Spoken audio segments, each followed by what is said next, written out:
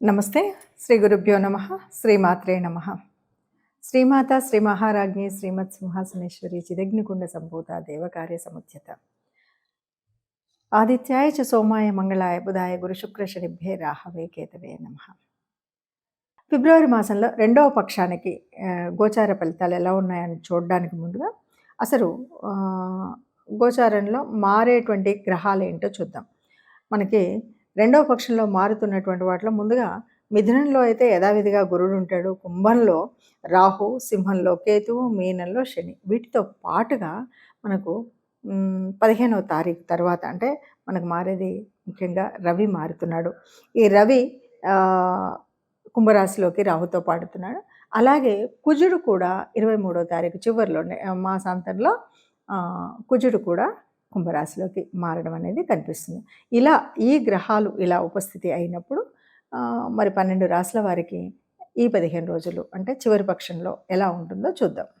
ఇక రెండవ పక్షంలోకి వచ్చేసరికి చతుర్థంలోకి అంటే 13 తర్వాత రవి ఏమవుతాడు, రవి మారుతాడు. ఆ తర్వాత చివరిలో కుజుడు కూడా వచ్చి కలుస్తున్నాడు. రాహు కానీ కుజుడు కానీ రవి కానీ వీళ్ళు ఎక్కడైనా కలిశారంటే మనకి ఇబ్బంది కలుగుతుంది అన్నటువంటి విషయం తెలిసిందే. ఇంతేకాదు, ఇక్కడ ఒక భయంకరమైన విషయం ఏంటంటే మనకు తెలియకుండానే మన రహస్యాలు కానీ కుటుంబ రహస్యాలు ఏవైతే ఉన్నాయో అవి బయటపడతాయి. అంటే ఇప్పటి వరకు ఎంతో గుట్టుగా కాపాడుకుంటూ వస్తున్నటువంటి కొన్ని సమస్యలు, కొన్ని విషయాలు ఇప్పుడు ఇలా రవి కుజులు కానీ రాహువులు కానీ కలిసినప్పుడు ఏమవుతుందంటే ఆ కుటుంబ విషయాలు బట్టబయలైనటువంటి పరిస్థితి ఉంటుంది. కాబట్టి ఈ విషయంలో చాలా జాగ్రత్తగా ఉండాలి. తర్వాత కొన్నిసార్లు క్షణిక ఆవేశంతో మనం చేయకూడని పనులు చేస్తూ ఉంటాం. ఆడవని మగవనివ్వండి, స్త్రీ పురుష భేదం లేదు. క్షణికావేశంలో కొన్నిసార్లు మనం ఈ రోజులలో చూస్తున్నాం, అనుకోకుండా భర్తను చంపిన స్త్రీలు, భార్యను చంపినటువంటి స్త్రీలు, లేదా పిచ్చి అక్రమ సంబంధాలు, ఇలాంటివన్నీ కూడా క్షణికావేశంలో చేసేటువంటివి ఉంటాయి. ఇలాంటి ఇబ్బందులు ఏవి రాకుండా ఉండడానికి బాగా ఆలోచన విధానం మానసికంగా కాస్త అంటే మెడిటేషన్ లాంటివి చేసుకుంటూ చాలా జాగ్రత్తగా ఉన్నట్టయితే ఇవి ఏవి ఇబ్బందులాగా లేకుండా ఉంటాయి.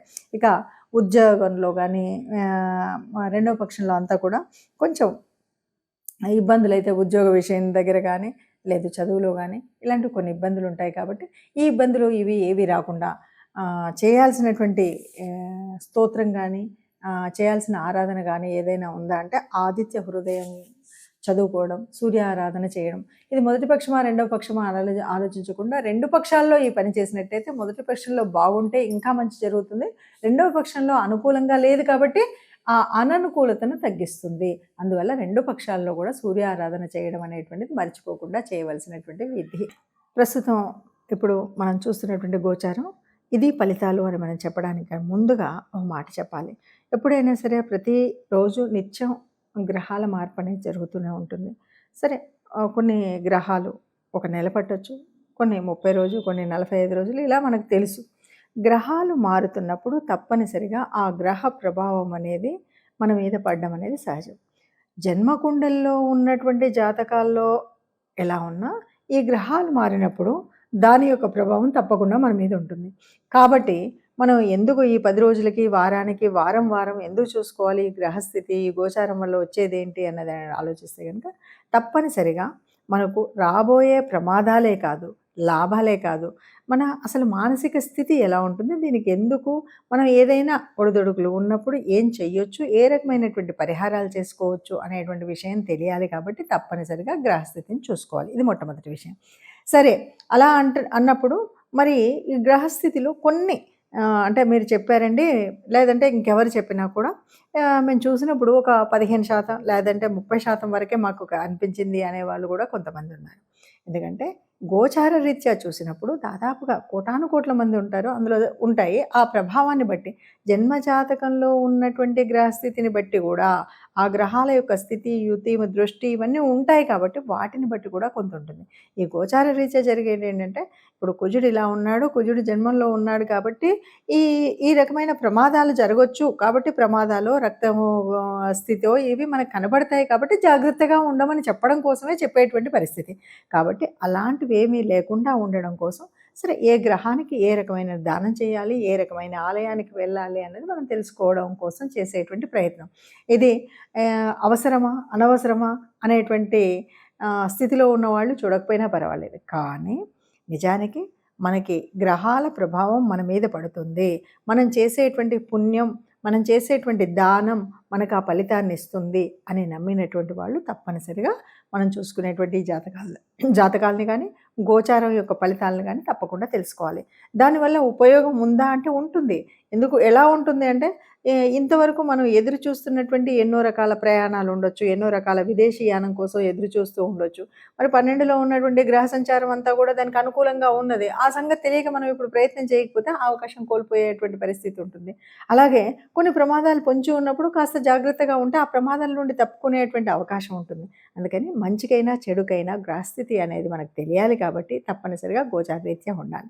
ఇక్కడ ఒక విషయం ఎవరు చెప్పినా దాదాపు గ్రంథాల్లో నుండి చెప్పినప్పటికీ కొద్దిగా పరిశీలన, అనుశీలన అనేది అనుభవాన్ని బట్టి వస్తుంది. ఈ పరిశీలనలో మనకు నచ్చినట్టయితే మనం ఫాలో అవుతాం, నచ్చకపోతే ఫాలో అవ్వం. కానీ ఇక్కడ ఎవరైనా సరే ఎవరు చూసినా ఒక్కొక్కరి రకంగా చూసినప్పటికీ గోచారంగా ఈ గ్రహం వల్ల ఈ బెనిఫిట్ ఉంటుంది, ఇది ఉపచయ స్థానంలో ఉంది, లేకపోతే ఇది వ్యయంలో ఉంది అనేటువంటిది అందరికీ తెలిసిందే. అయినా దాన్ని పరిశీలించే విధానం కొంత తేడా ఉంటుంది కాబట్టి దాన్ని బట్టి మనం ఇచ్చేటువంటి ఫలితాలు ఎలా ఉంటాయో తెలుస్తాయి. ఒక్కటి ఏది ఏమన్నా అందరూ సుఖంగా ఉండాలని, అందరూ సుఖంగా సంతోషంగా ఉండాలి. మరి అలా అందరూ సుఖ సంతోషాలతో ఉన్నప్పుడు అందులో మనం కూడా ఉండాలి అని అనుకుంటూనే చెప్పేటువంటిది ఈ జ్యోతిష్యంలోని స్థితి. కాబట్టి అందరూ సుఖంగా ఆయురారోగ్యాలతో ఉండాలి అంటే తప్పనిసరిగా చేసుకోవాల్సినటువంటి రెమెడీస్ చేసుకుంటూ ప్రతి మాసం కూడా ఆనందంగా వెళ్ళొచ్చు. మనకి ఉత్తరాయణంలో వచ్చేటువంటి పండగల లిస్టులో కనుక చూస్తే పండగలో శివరాత్రి ముఖ్యమైనటువంటి పండగగా చెప్తాం. చలి పూర్తిగా తీసేసేటువంటి పండగ శివరాత్రి పండగ అని చెప్తారు. ఈ మాసంలో మనకి అమావాస్యకు ముందు వచ్చేటువంటి చతుర్దశిలో వచ్చేటువంటి పండగ శివరాత్రి. శివరాత్రి అంటే శివుడిని రాత్రిపూట ఆరాధించేటువంటి పండగన, లేదు శివుడు లింగ రూపంలో ఉద్భవించినటువంటి సమయం కనుక శివరాత్రి అనాలా. మొత్తము రాత్రినంతా జాగరూకంగా ఆ శివుణ్ణి ప్రార్థిస్తాం కాబట్టి శివరాత్రి అనాలంటే అన్నీ కలిపితేనే శివరాత్రి. శివుణ్ణి ఆరాధిస్తూ ఆయన్ను ఉపవసించడం అంటే ఆయనకు దగ్గరగా ఉండడం, ఆయన రూపాన్ని, ఆయన యొక్క స్థితిని ఆరాధిస్తూ 4 యామములో కూడా మనం అభిషేకం చేస్తూ ఒక్కొక్క అభిషేకంలో ఒక్కొక్క వస్తువుతో అభిషేకించి ఆ చివర జలంతో అభిషేకించి అందుకే మనం పంచామృతం అంటాం. నిజంగా పంచామృతంలో ఆవుతో చేసినటువంటి నెయ్యి, ఆవు పాలు, ఆవు పెరుగు అని మనం అంటాం. కానీ ఇది ఒక్కొక్క ఆమంలో ఒక్కొక్కసారి ఒక్కొక్క వస్తువుతో చేయాలి. ఇది ఎందుకు చేస్తున్నారు శివరాత్రిలో ఇది ప్రత్యేకించి అంటే ఏమీ లేదు. నువ్వు నిజంగా ఉపవసించి అంటే ఏమీ తినకుండా స్వామి మీద మాత్రమే ధ్యాసతో ఉంటూ జాగరణ చేస్తున్నటువంటి సమయంలో నీకు ఏ రకమైన అనారోగ్యం కలగకుండా ఆ అభిషేకించినటువంటి ఆ స్థితి నుండి నువ్వు తీసుకునే ప్రసాదం ద్వారా నీకు శక్తి పొందడం కోసం ఇచ్చినటువంటి ఒక అద్భుతమైనటువంటి ఒక ప్రయత్నం ఒక అద్భుతమైనటువంటి ఉపాయం అని చెప్పాలి. అలా శివరాత్రిలో ఉంటుంది. సరే, శివరాత్రి గురించి మనం ఎంత చెప్పుకున్నా, శివుడి కథలు ఎంత చెప్పుకున్నా, శివపురాణంలో మనకేమున్నా మొత్తానికి బ్రహ్మ విష్ణు మహేశ్వరులలో ఆదిదేవుడైనటువంటి ఆ శివుడు లింగరూపం దాల్చినటువంటి ఒక అద్భుతమైనటువంటి ఘట్టం ఈ ఘట్టం. లింగ రూపాన్ని దాల్చడానికి కూడా కారణం ఎవరు అంటే మళ్ళీ బ్రహ్మ విష్ణువులే నేను ముందు అని కొట్లాడుకుంటున్నప్పుడు ఎవరు ముందో తెలుసుకోవడానికి ఆది అంతం లేకుండా ఎదిగినటువంటి ఆ లింగ రూపం ప్రతీక. అందుకంటే నేను అన్నది కాదు, అందరినీ లయం చేయగలిగినటువంటి వాడు.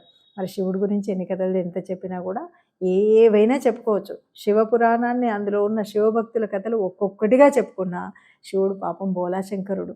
నీకు భక్తి ముఖ్యం కానీ నీకు ఎలా ఉన్నా పర్వాలేదన్నాడు. తిన్నని భక్తిని ఆయన స్వీకరించాడు.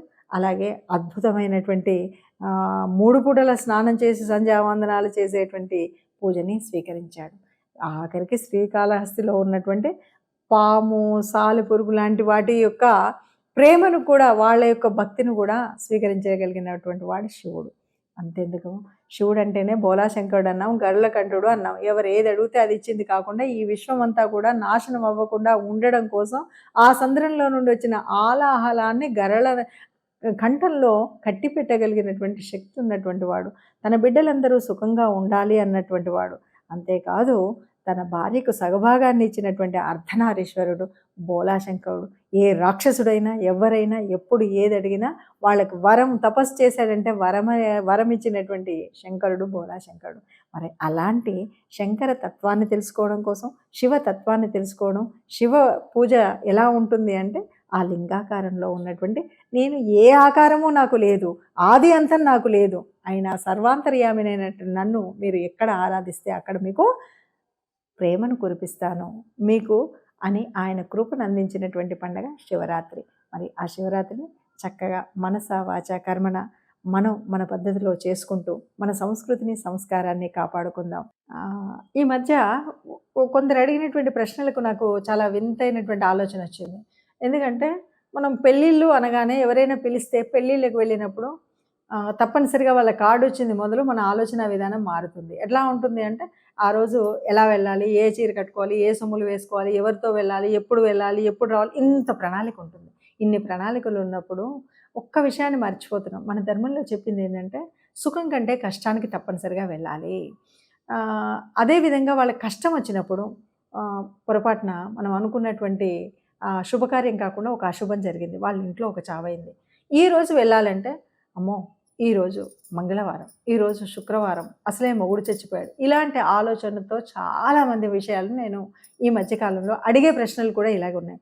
నిజానికి కష్టం వచ్చినప్పుడు వెనువెంటనే స్పందించడం మానవ లక్ష్యం. ఇది లక్షణం మొట్టమొదటిది. ఇక రెండవది, నువ్వు పెళ్ళిలో ఎంత వాళ్ళు వైభవంగా ఉన్నప్పుడు నువ్వు పెద్ద పంచుకోవాల్సినటువంటిది ఏం లేదు. కానీ కష్టంలో ఉన్నప్పుడు చేదోడుగా ఉండడం, వాళ్ళకి పెద్దగా మన డబ్బు అక్కర్లేదు, మాట సాయం చాలు. మనం కష్టంలో ఉన్న వాళ్ళ దగ్గరికి వెళ్ళి పలకరించడం అనేటువంటిది చాలా ముఖ్యమైనటువంటి విషయం. దయచేసి చాలామంది చూస్తున్నాం, వాళ్ళు పెద్దవాళ్ళు తెలిసి తెలియక చేసేవాళ్ళు కొంతమంది ఉంటే దాన్నే అలవాటుగా ఆచారంగా తీసుకుని అమ్మో ఈరోజు శుక్రవారం అంట వెళ్ళకూడదు, ఈరోజు మంగళవారం అంట వెళ్ళకూడదు, ఈరోజు తిథి బాగాలేదు, ఈరోజు అష్టమి, ఈరోజు నవమి, ఇవన్నీ కూడా ఏం కాదు. మానవత్వం ముందు ఇవేవి కాదు. మీరు పెళ్ళికి ఎవరైనా పిలిస్తే వెళ్ళినా వెళ్ళకపోయినా బాధపడే వాళ్ళు లేరు నిజంగా. ఎందుకంటే ఇప్పుడు జరుగుతున్నటువంటి పెళ్ళిళ్ళలో వాళ్ళు ఆ ఫోటోలలో ఆ వచ్చిన చుట్టాల్లో ఎంతమందిలో ఎవరు వచ్చారు ఎవరు రాలేదని గుర్తుంచుకునేంత కూడా లేదు. కానీ కష్టంలో నువ్వు వెళ్ళి నువ్వు పలకరించిన మాటకు గుర్తుండిపోతుంది. ఆ కష్టంలో సానుకూలమైనటువంటి మాటలు వాళ్ళకి చాలా అవసరం. దయచేసి ఇలాంటివి ఆలోచించకుండా సుఖంలో వెళ్ళడం మానేసినా పర్వాలేదు, కష్టంలో వెళ్ళండి, కష్టంలో తప్పనిసరిగా వెళ్ళండి. ఇంకొక విషయం, ఆ కష్టపడేటువంటి వాళ్ళు నిజంగా డబ్బున్న వాళ్ళు ఉంటే సంతోషం, మనము డబ్బులు ఇవ్వకపోయినా పర్వాలేదు. పెళ్ళిళ్ళలో బాగా డబ్బున్నోడికి పెడితే వాడు రిటర్న్ గిఫ్ట్ల పేరుతోటి ఖర్చు పెట్టేది చాలా ఎక్కువ. కానీ కష్టంలో ఉన్నప్పుడు కొంచెం ఒక మోస్తరు ఉన్నప్పుడు ఈ రూపంలో మనము వాళ్ళకి డబ్బు సహాయం కానీ ఇంకేదన్నా చేయడం అనేటువంటిది ఒక ముఖ్యమైన విషయం. అందుకే పూర్వపు రోజుల్లో అలాంటివన్నీ ఉండేవి. వాటిని మార్చుకుంటూ ఇప్పుడు మనము మన ఇష్టానుసారంగా చేసుకొని మనం కొత్త కొత్త అవసరానికి నిజంగా మనం బొట్టు పెట్టుకున్నామా, గాజులు వేసుకున్నామా, చీర కట్టుకున్నామా అన్నది మర్చిపోయాం. కానీ ఇలాంటప్పుడు మాత్రం మళ్ళీ అన్ని గుర్తొచ్చి అయ్యో ఆవిడకి బొట్టు లేదు, నేను బొట్టు లేకపోతే మనం రోజు ఏమైనా బొట్టు పెట్టుకుంటున్నామా, 300 మంది స్టిక్కర్లతోటి తిరుగుతున్నారు కదా. ఇవన్నీ ఒక అనాగరికమైనటువంటి విషయాలను మనసులో పెట్టుకొని వాటిని ఒక కొత్త రకమైనటువంటి మనసును బాధపెట్టే విషయాలు కాకుండా కొద్దిగా మనుషులాగా ఆలోచిస్తూ ఆ ముందుకు వెళ్ళాలి. కష్టంలో ఉన్న వాళ్ళని పలకరించడం మంచి పద్ధతిని గుర్తించాలి.